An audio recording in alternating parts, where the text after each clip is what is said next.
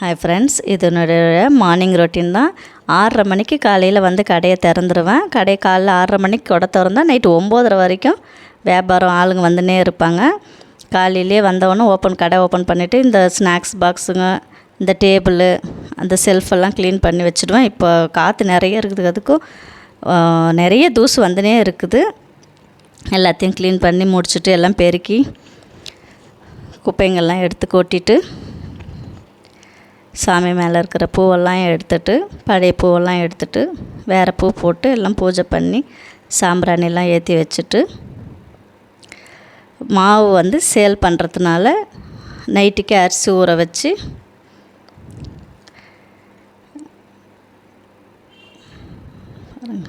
நைட்டே ஊற வச்சுடுவேன்.